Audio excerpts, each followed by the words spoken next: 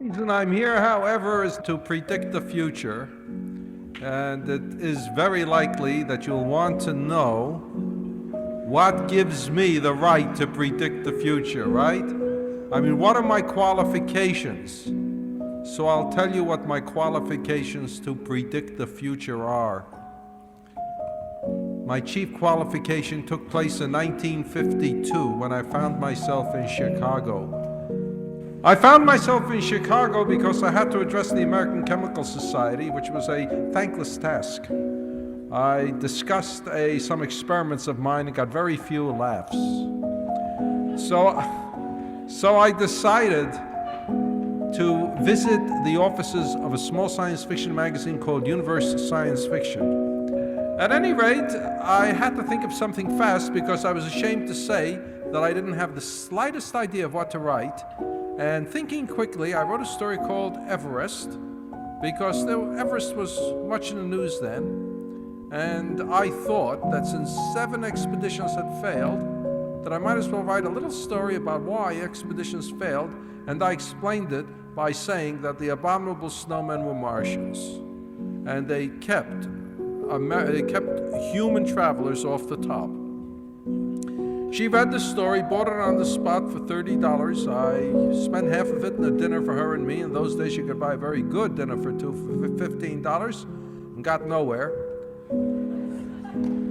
Went home, a sadder and wiser man, and forgot about it until the next May 30th, 1953, when somebody to whom I hadn't done a darn thing, named Edmund Hillary, and his Sherpa sidekick, Tenzing Norgay, climbed Mount Everest, and at 11:30 a.m. stood at the very tippy-tip top, they said. And, well, who was there to check up, you know? And that instantly placed Universe Science Fiction in a very, very strange ethical dilemma. If they published the story, they would make me look like a fool, and if they didn't publish the story, they would lose $30. And it took them a second and a quarter to decide to publish. And they did. They published in the December 1953 issue, so that there is my record as a predictor of the future. I'm the only man living who ever predicted that Mount Everest would never be climbed 5 months after.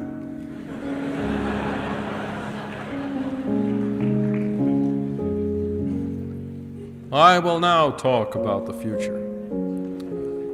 And the first thing we have to remember that you're only safe if you predict the obvious. The fact that the abominable snowmen were Martians was not obvious. Probable, perhaps, but not obvious. So to predict something that's obvious, let's predict that the population of the Earth will go up. After all, it's been going up ever since the beginning of human history, as far as we know. In fact, the only century that we know of in which the human population dropped all over the world was in the 14th century as a result of the depredations of the Black Death, during which 1/3 of the entire human race was killed off in the space of maybe 25 years. And it took the human species a full century to make up that loss. And you might wonder, because these days we could do that in maybe 20 years. And see why? See what I mean?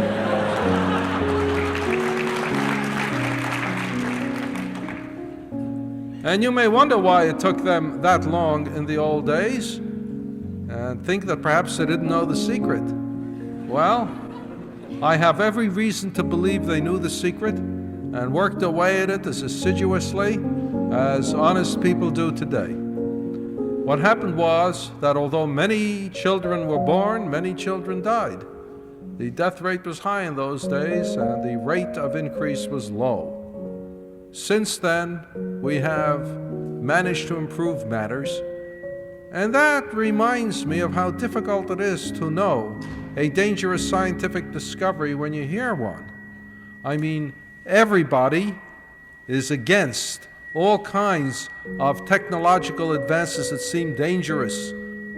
Large automobiles, gas-guzzling monsters, nuclear fission plants, these aluminum beer cans, all sorts of things people scorn. Is there anything they like? Yes, cancer research they like. Research into all kinds of diseases, that's good. They say, why are we busy going off into space? Why don't we spend our time trying to cure cancer? That's because most people don't expect to go into space, but most people expect to run the risk of cancer. But if you stop and ask yourself, what is the most dangerous discovery that was ever made? The answer was the germ theory of disease, which came out in the 1860s. Because as the result of actually learning what caused infectious disease, we gradually learned how to take measures that minimized infectious disease, helped cure it if it was caught, and eventually, through the conquest of infectious disease, we doubled the lifespan of the human being from an average of perhaps 35 to an average in the more, quote, advanced, unquote, nations of perhaps 70. So that every one of us lives twice as long as he would have lived if he had lived, say, 120 years ago, which is nice. Most people don't object to that.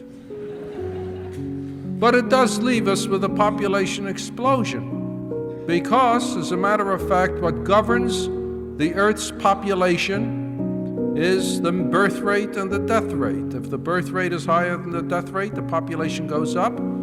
Or, if you want to look at it another way, if the death rate is lower than the birth rate, the population goes up. And vice versa. If the birth rate is lower than the death rate, or the death rate is higher than the birth rate, have I got it all straight? Doesn't matter. It's a college audience. I say what I please, and you sort it out because you know what I mean. Now, right now the birth rate is the population is going up faster and faster, and at the present moment, I think it stands at something like 1.6% per year.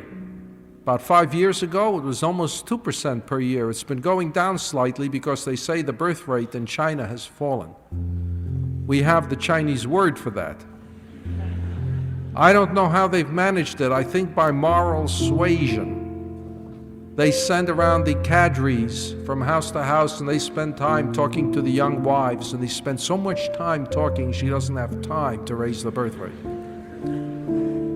But even so, at 1.6%, that's 72 million people each year, additional. And 72 million is about the population of Bangladesh almost, so that it's as though we've got a new Bangladesh on Earth every year. And we haven't yet arranged to take care of the original Bangladesh. Question is, what are we going to do about it? And we've got to go back to that birth rate, death rate business. There are only two ways of handling an expanding population if you think that it's dangerous, and if you want to establish population stability or even reduce the population to a reasonable level. There are only two ways to do it. You can either raise the death rate until it's higher than the birth rate, or you can lower the birth rate until it's lower than the death rate. Fortunately, those are the only two ways. If there were 50 ways, every way would have its adherents and it'd be a very big mess. As it is, we just count how many people favor raising the death rate, how many people favor lowering the birth rate. Of course, there might be some people who say, I don't want to do anything, just let things go. And the beauty of it is that will raise the death rate, which is the advantage of raising the death rate. You don't have to do anything. No hard decisions, no political difficulties, no sacrifices. Just go on, do exactly what you've been doing. Population will go up, the death rate will also go up eventually, and bring the population down. Only trouble is, that's what we call catastrophe, because the methods for raising the death rate are also limited. You can do it by violence, such as war or terrorism or civil strife, doesn't matter. Kill off people in anger, or by disease, or by famine. There's your choice. All through history, all through the history of life, whenever a species has increased its numbers to the point where it outstripped its food supply, it has always redressed its numbers by an increase in death rate. It's nature's way. If you like things that are natural, you'll be crazy about famine.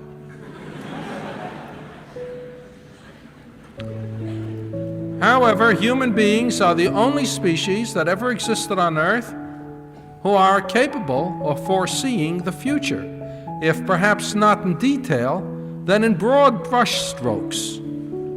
Show a human being a situation in which the population is going up and the food supply is going down, and by dint of considerable hard thought, it will eventually occur to him that this will end in famine.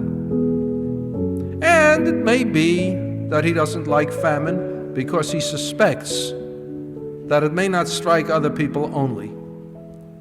In which case, he may decide to do something about it, which is to increase the food supply or decrease the population. Now, of course, everyone says right away, well, let's increase the food supply, for goodness sakes. It can be done. We can support 4 billion people. What's needed is not more food. We have plenty of food. Just distribute it more decently. Fix it so that everyone gets his fair share. Fix it so that governments are sane and don't do things that are stupid. Fix it that people are honest and unselfish and share with each other. Fix it that the economic system is honest and trade is efficient and everybody works decently, and if pigs had wings, they would fly. But even if that happened, in about 40 years, there'll be 8 billion people on Earth. And if you've managed to keep up with that, in 40 years more, there'll be 16 billion people on Earth. And in a little while, 250 years to be exact, the total number of population on Earth will be such that the average density will be 100,000 per square mile. Now, 100,000 per square mile is something that's easily described for those of you who have ever been in Manhattan at lunch hour. That's it. I'm there every lunch hour. I know exactly what it looks like. People all over the streets, wall to wall, with lots more hidden in the skyscrapers. And in 250, beg your pardon, is it 250 years? No, it's 450. I wouldn't lie to you. In 450 years at the present rate, the population density the world over will be 100,000 per square inch. Not only in nice places like the Berkshires, but in Greenland, Antarctica, the Himalayan mountains, the Sahara Desert, and if you'll throw planks across the Pacific and Atlantic Ocean, on them too.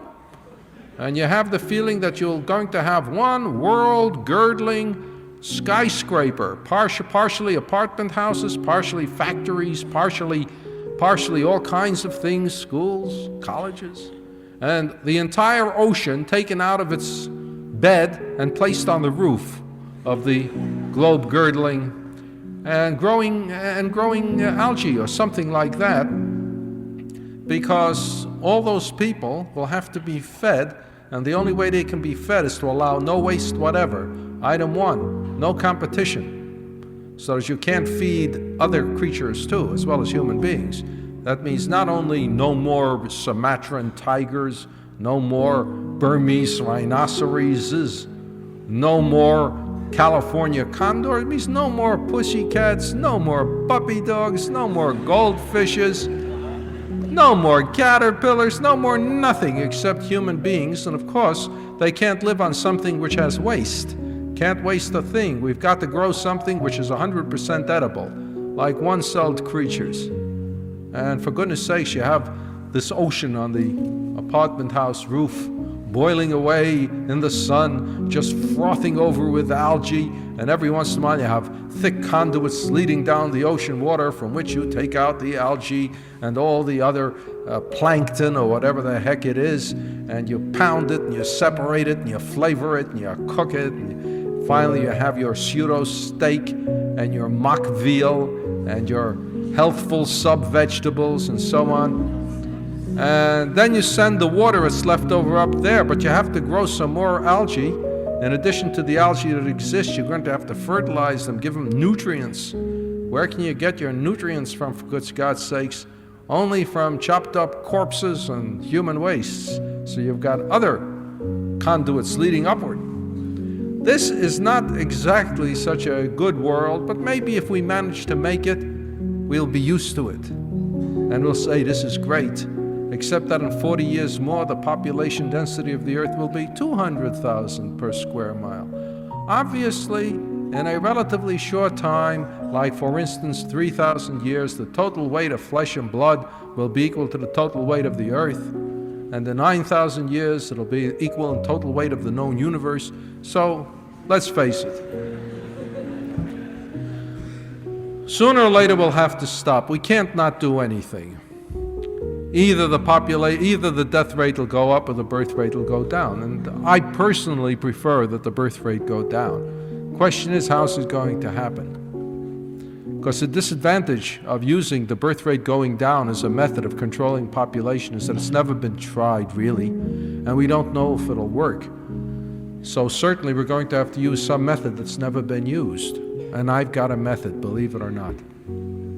I have noticed that throughout history, whenever the birth rate has been high, the social status of women has been low. And this makes sense. This is not a pure coincidence. This is reasonable. Because if a woman has a lot of babies, and if each one takes 9 months, and so far this is one thing the Industrial Revolution has not been able to change, nor does it help to get more men on the job. And besides, I don't know if any of you people have noticed it, but after the baby is born, it hangs around the mother an awful lot for a while.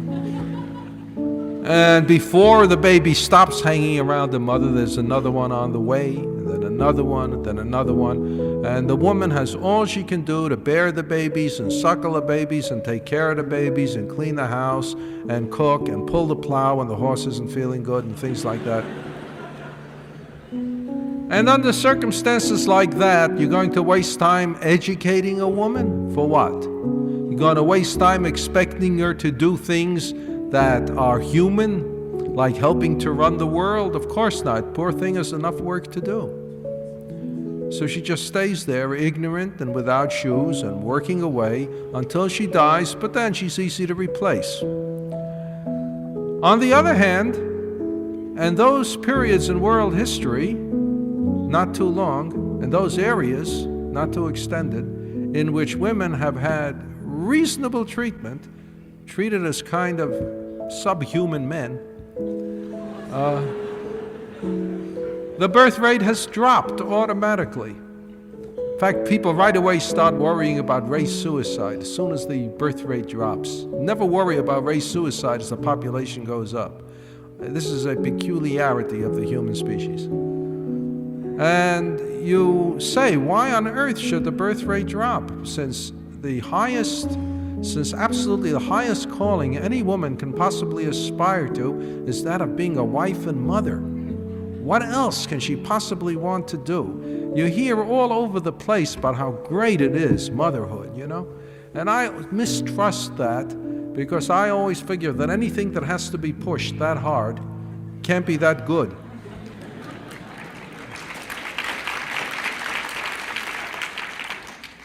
I figure nobody goes around saying, eat.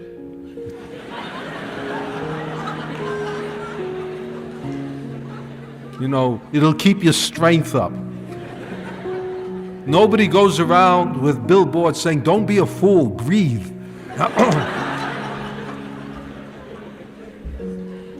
So that when you're forever being told how great it is to have lots of children, I figure, someone's getting something out of it. Besides, I figure having children are that great, men have figured out a way to do it. Mind you, I'm not against children. I have 2 of my own. Of course, when I say I had 2 of my own, they didn't do much. No man ever does. But still, I wouldn't want people not to have any children, because if children stop altogether, then the human race comes to an end in less than a century, no matter how many of us there are. But to say you don't want no children doesn't mean you want all women to be baby machines. There's such a thing as moderation. 1 or 2 children is plenty. Can a woman be satisfied with 1 or 2 children? Sure she can. Why not? It isn't so great having a lot of children. If you have nothing else to do, certainly. And the population will automatically drop. And in addition, the brain power of the human species will automatically be doubled as far as honest use of it was concerned, without adding a single person to the actual population. Might be more than doubled. We've never given women a chance. They may be smarter than us. Of course, some men are afraid of this. They feel that they'll be sharing some of their precious privileges. Don't look at it that way. You're sharing some of your responsibilities. My own feeling is it's about time that women did half the work in the world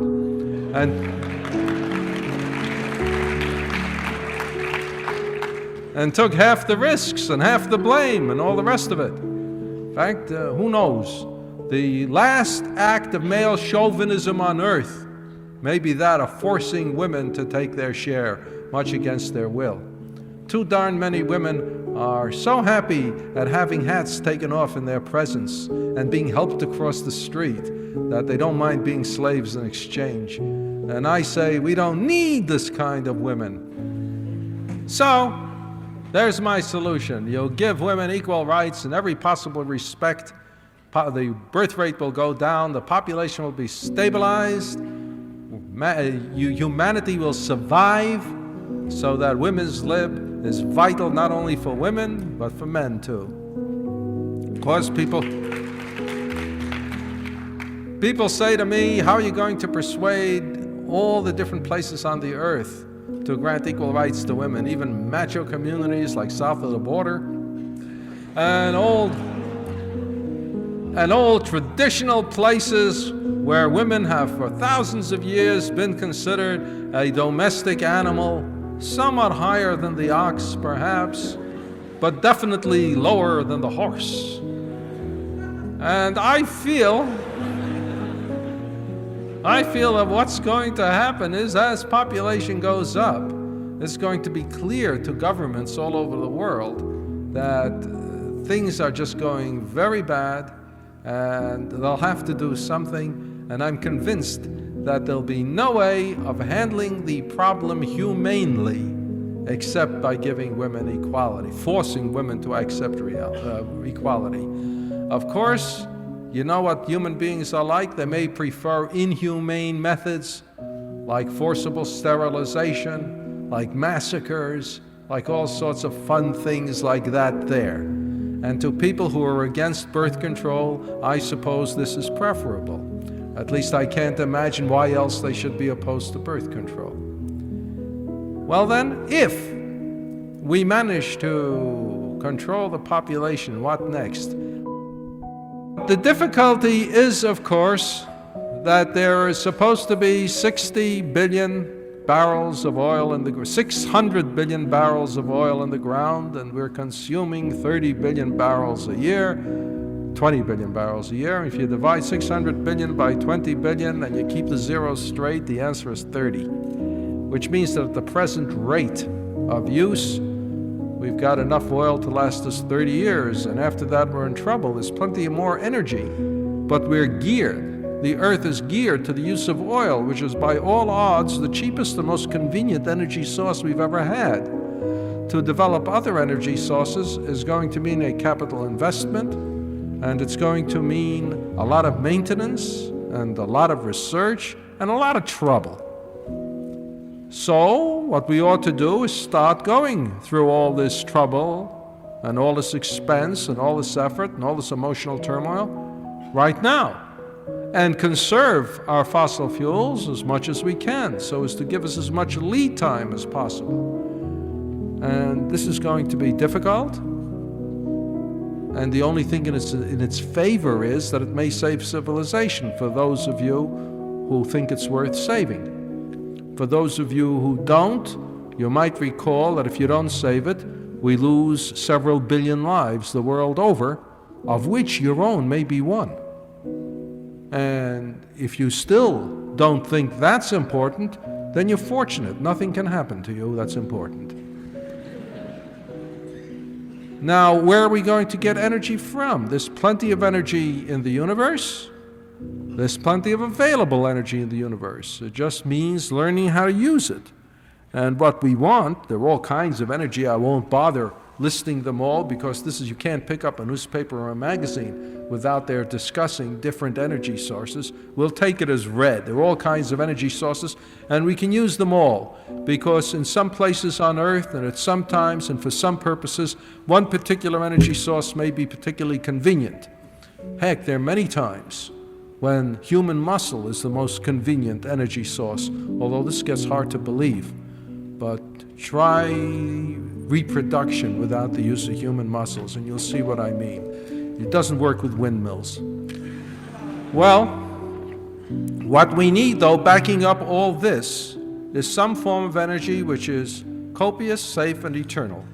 By copious, I mean there's enough of the energy to supply Earth's entire needs, even if all other sources of energy were discounted. By safe, obviously, I mean that there are no side effects resulting from the use of energy which can cause harm.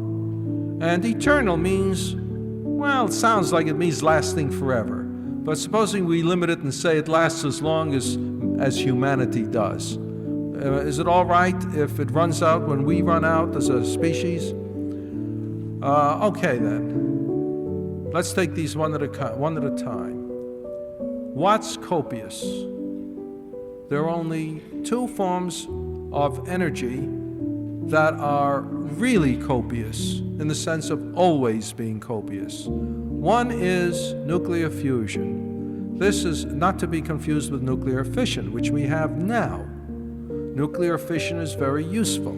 It works. We know it works. It keeps New England warm during the cold winters, when Ohio freezes to death because one year it's natural gas, the next year it's coal.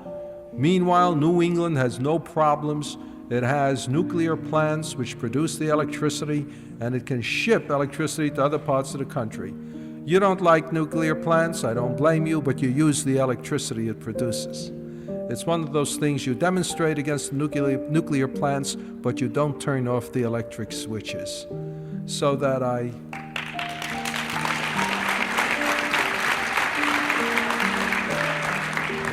I beg leave to sniff a little hypocrisy here. But, well, if you prefer to sniff that, you may.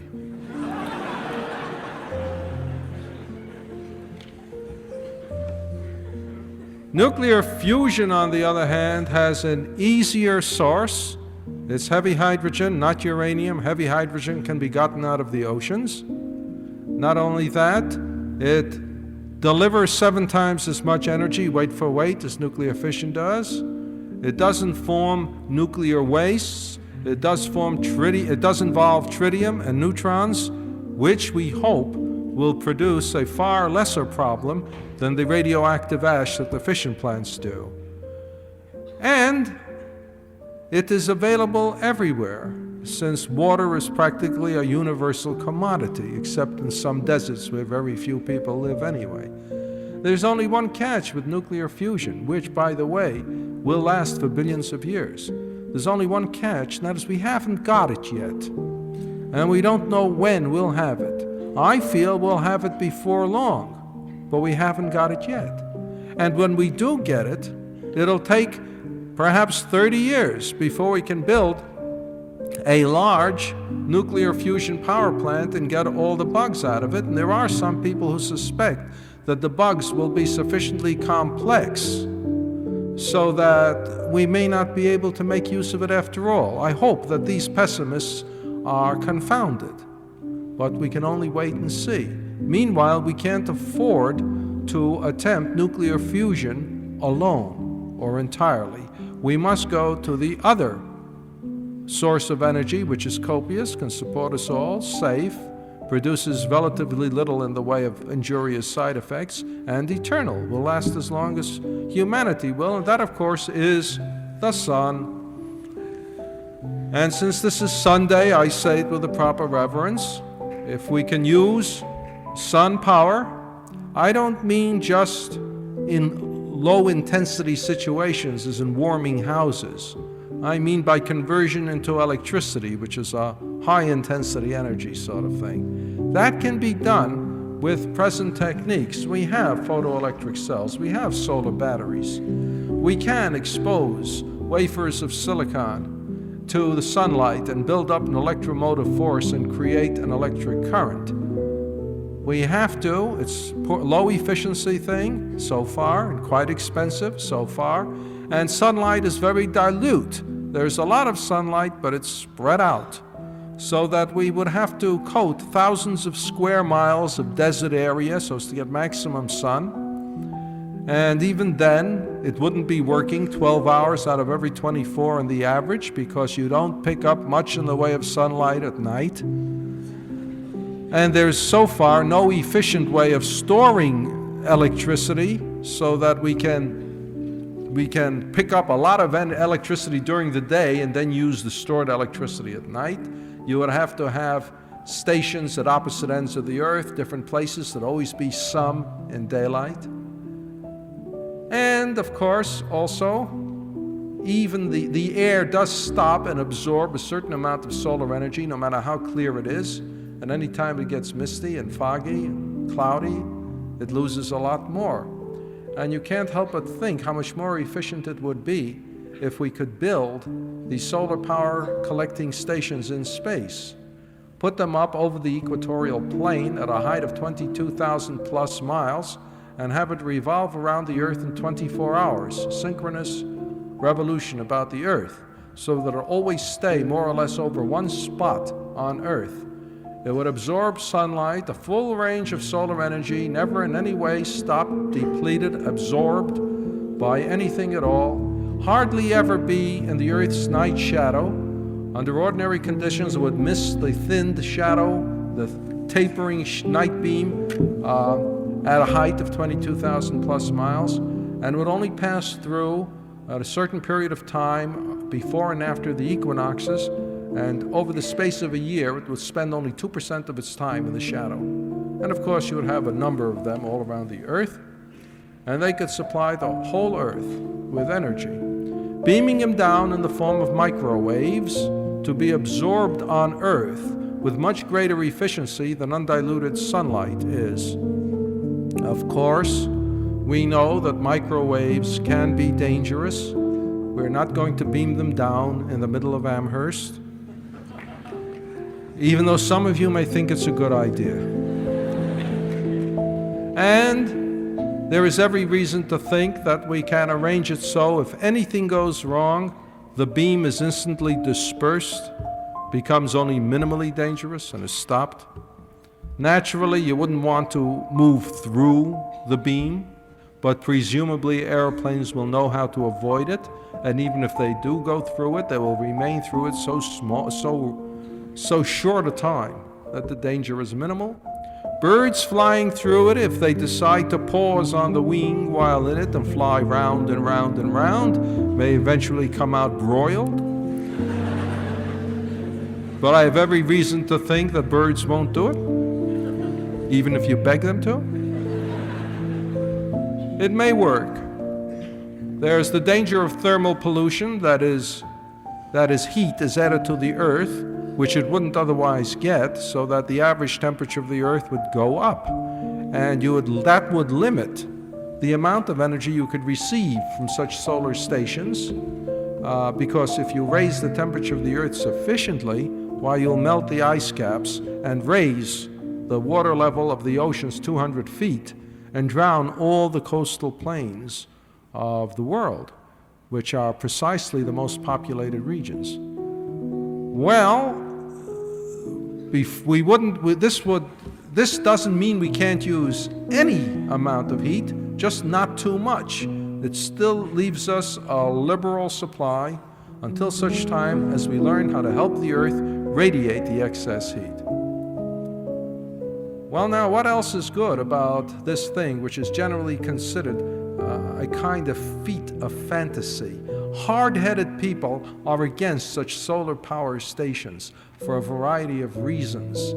They say, you realize how expensive it is? Sure, I realize how expensive it is. It's likely to take $100 billion a year, say over the space of $100 billion over the space of 20 years, which is say $5 billion a year. Who's going to spend $5 billion a year? It's a lot of money. It's more than tuition. Right now.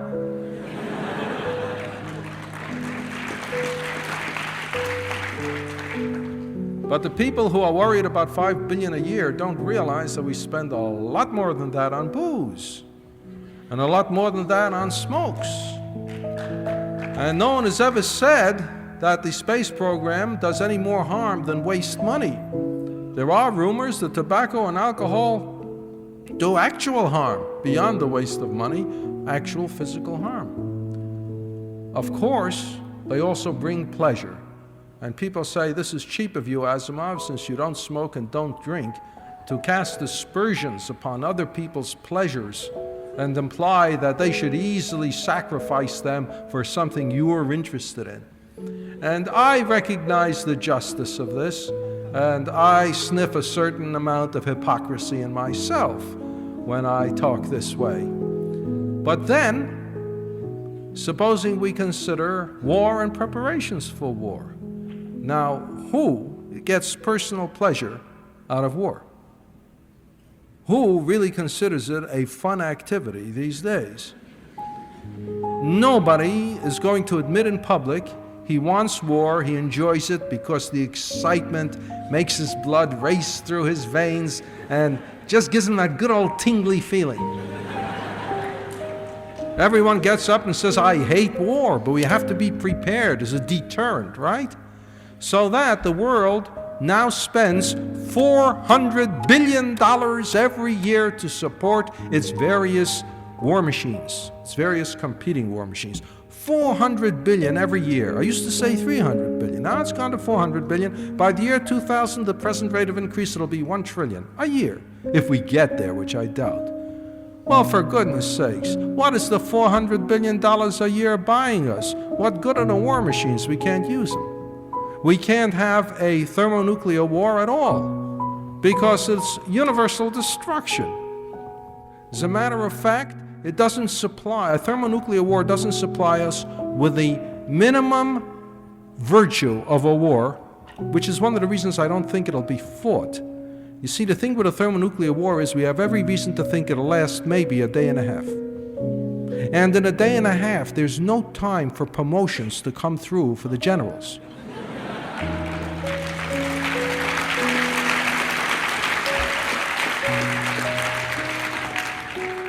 It's worse than that. You can't even have regular wars. You can't even have the kind of wars we once had in the good old days. The fun wars, like World War II. I mean, you can imagine the Soviet Union and the United States getting together and deciding the generals are rusty and they need a war, but come on, fellas, honor bright, we won't use nuclear weapons, we won't use jet planes, we're going to build us a lot of World War II artillery and planes and tanks, and we'll fight it like gentlemen. So they'll draw a line down the middle of a neutral nation, and they'll line up on... You guys are so naive. That's what neutral nations are for goodness sake.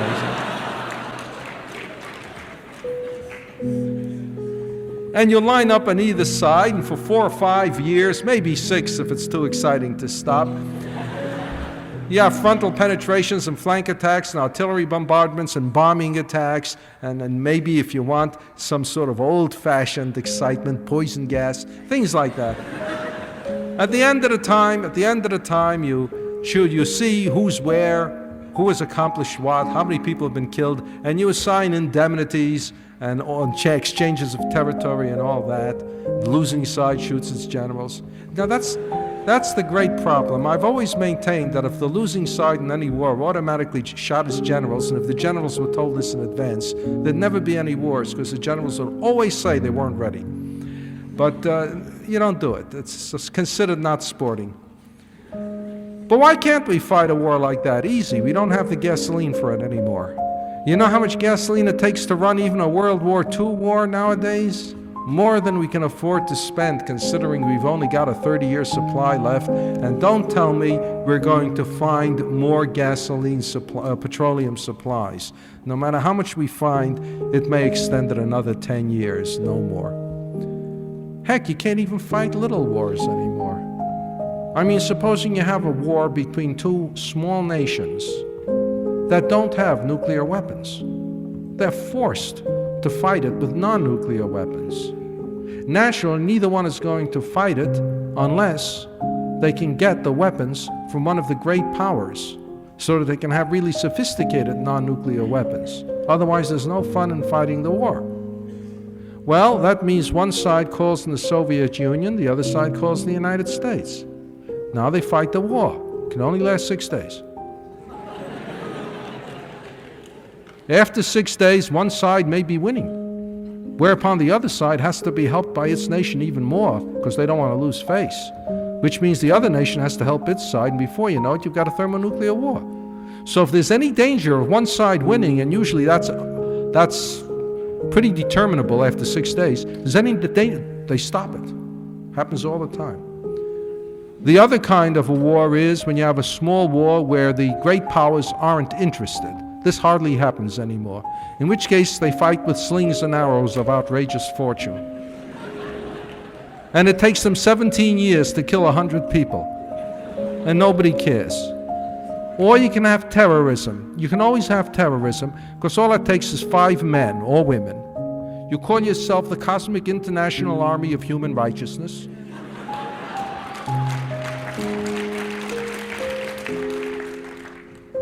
And when no one's looking, you shoot people in the back. And you proudly proclaim it in secret messages when no one is looking. And say how brave you are. Well, you get the headlines. You get pictures in the paper. If you happen to be caught and imprisoned, your comrades kill somebody else to get them to release you. And it's more fun than you can shake a barrel of monkeys at. The only thing is it never accomplishes anything. It just never does. In the whole history of mankind, terrorism has never accomplished anything except when it's backed by an official army. And these days, we can't have an official army backing it because the whole thing is we can't fight a war. So it's just terrorism all by itself. You get nothing out of it except newspaper headlines, television coverage, a little pain and discomfort to individual people, and if you're not directly involved, you can endure it philosophically. And therefore, what the heck is the whole use of this entire military machine? You say it's a deterrent, just to make sure there's no war. Fine, except that just keeping a military machine in being is extremely expensive and wastes a huge amount of energy and accomplishes nothing but destruction. We're going to be destroyed by military machines even if we don't use them. And yet we spend $400 billion a year as a quick road to suicide. And we don't feel we're wasting the money. For one thing, we're going to get our money's worth. We want suicide, we'll get suicide. No question of being cheated. But if someone were to suggest spend $5 billion a year for a sure source of energy, which will be serviceable for the entire world, you holler expense. It's $400 million a year for destruction, not 1 penny for salvation. This is the new cry of all the hard-headed critics. And the only reason they're hard-headed is because solid bone from ear to ear.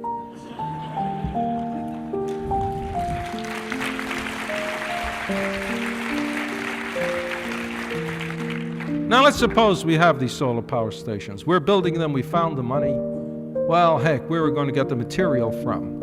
You know, Earth is running low on all sorts of resources. How are we going to build 100 power stations up there, along with all the spaceships it takes and all the fuel it takes and so on? Well, for one thing, as far as material is concerned, we've got a beautiful piece of real estate up there in the moon.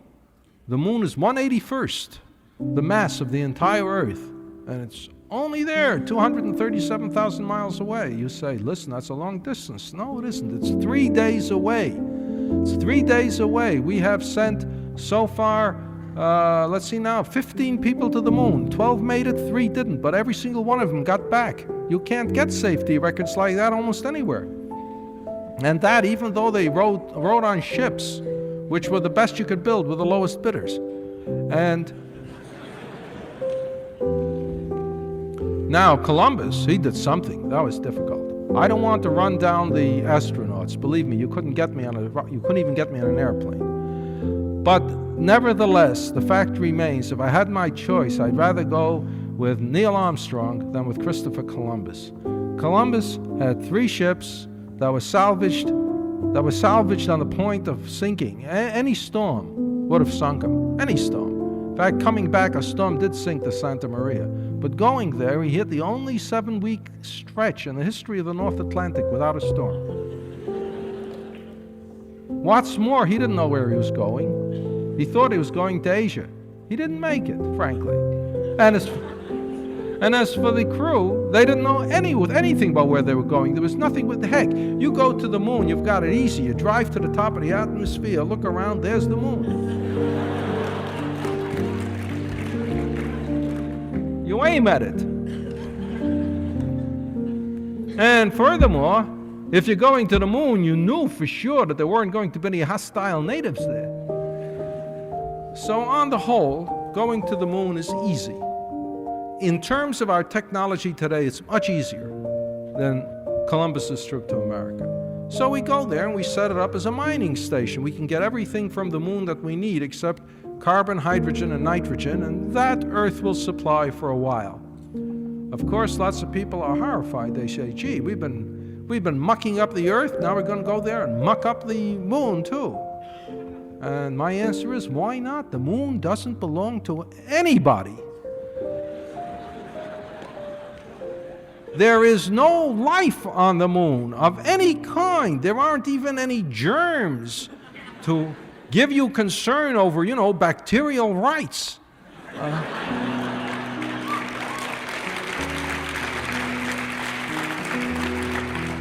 Now, there are 2 things that concern us on Earth. One is that the moon looks pretty, and you don't want it moth-eaten. Fortunately, Providence in its infinite wisdom has decreed that the moon present one face only to the Earth at all times. I have a feeling I've been neglecting you people. And this means that we can work on the other side where no one standing on Earth will ever see the moth-eatenness. The other fact is that the moon, thanks to its mass, does create the tides. And if we reduce the mass, we reduce the tides. And we might not like this, but I assure you that all our fooling around on the surface of the moon and digging up ore, etc., is going to take thousands of years before we make the slightest perceptible diminution of its mass. So I think we can use the moon fine. And of course, it's not going to be useful to commute to outer space and to the moon in order to build the space power stations. Very expensive to send people up at 8 a.m. and bring them down at 5 p.m., What you really need are space colonies, space settlements. You'll have people living in space settlements and they'll be doing the work. Of course, it'll be interesting that as they do the work, other space settlements, other power stations, they'll be quickly returning profits on the initial investment. Not only will the expense be far less than that which is produced by the competing military establishments, but whereas the competing military establishments never return a profit, these space activities will in the form of energy eventually. And in the space of a few decades, we'll be getting far more back in the way of energy than we ever spent building them. In fact, we can build all kinds of things in space. One advantage space has is there's lots of room there. We can transfer observatories into space. We can transfer laboratories into space. We can transfer industries into space where they can take advantage of hard vacuum, of high and low temperatures, of hard radiation, of gravity-free conditions. All sorts of things will make it possible for them to produce all kinds of industrial, cybernetic, etc., gimcracks, tools, devices that either can't be formed on Earth at all, or only with the greatest difficulty. In fact, space may be the Japan of the 21st century. Furthermore, if we get as much of our industrial establishment into space as possible, why, we'll get rid of the side effects of industry. Lots of people who don't like what the Industrial Revolution has done to man. They make use of all its advantages, but they don't like its disadvantages. And they would like to get rid of our industrial society, provided they can think of some way of doing it without losing their firm grip on the advantages. You know, it's these people who denounce the automobile and strum away on their electric guitars anti-automobile songs.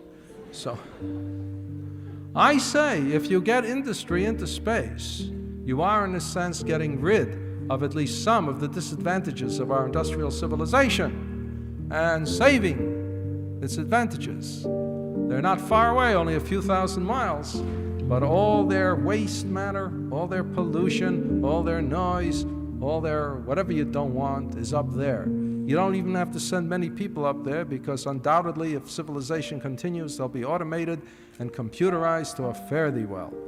And with everything up in space, none of it actually belongs to any particular spot on Earth. It would pay everybody on Earth to contribute all they can. Even if a small nation can only contribute paper clips, let them contribute all they can to the establishment of the space economy, and it would encourage international cooperation to the point where it would be the equivalent of a world government. World government has a bad press. Nobody wants a world government. But I say we need a world government, and I admit it might be a good idea not to call it a world government. I figure you can call it anything you want. You can call it anarchism if you want. You can call it freedom and liberty if you want. You can call it a genuine cooperative spirit amongst Earth's proud population if you want, just so long as it's really a world government. It's necessary, you can't help it, as long as the world is divided up into 150 separate regions, each one of which thinks it's God, and that its national security comes first and everything else second. We're all going to die. So we got to get away with it. I don't like having a world government. I don't like any government. They all charge me taxes. I hate it. But there's no way out. Look, I get letters from people saying yours for less government. What they really mean is yours for less centralized government.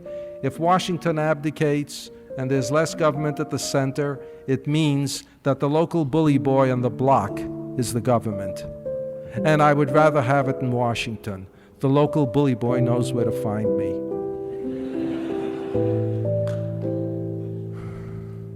So, there's the future I foresee as a possible one.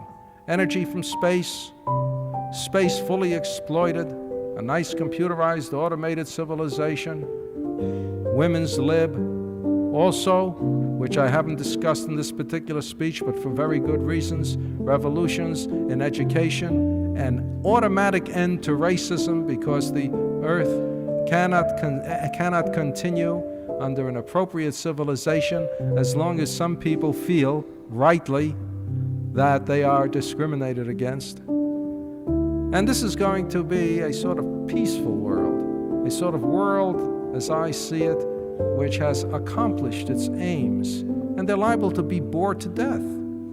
I mean, having saved them from all the different kinds of deaths through overpopulation, through energy starvation, through pollution, through internal violence and terrorism, through all this, you end up with everyone just yawning themselves to death.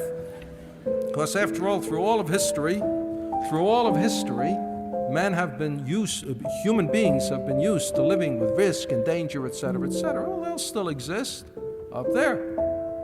And in the end, find a new place where for a period of time population can expand, where you can be a pioneer, where you can take your risks. It may be that the space settlers will be the cutting edge of human exploration, that it is they who will explore the outer solar system. It is they who will build and take part in the great starships that may someday leave the solar system forever on their slow way towards distant stars. It is through them that we may fall heir to the universe.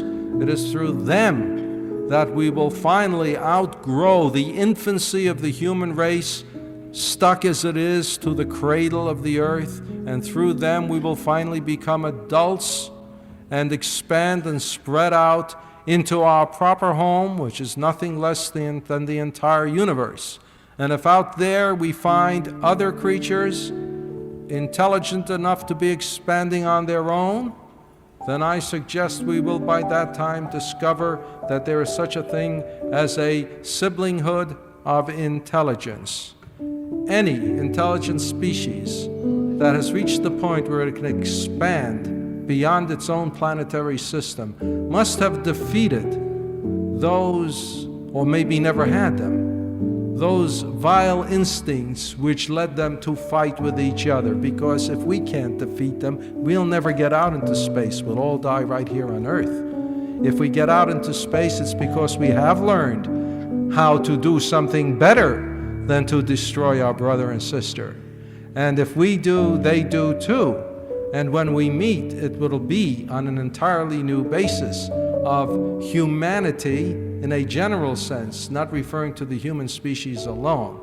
After all, the vast evolution of the universe from the very beginning of its existence as a cosmic egg or as a thin scattering of dust and gas has been to increase the complexity of its parts until some of it has grown sufficiently complex to have a brain sufficiently elevated to be able to look at the universe and wonder what it is and what it's like and how best to cooperate with it to expand. It is different parts of the universe becoming aware of itself. And it doesn't matter what the outward shape of the self-awareness is, only its function, that of self-awareness. And when we can join the brotherhood of intelligence at last, we will know that the human species is finally adult. Thank you very much.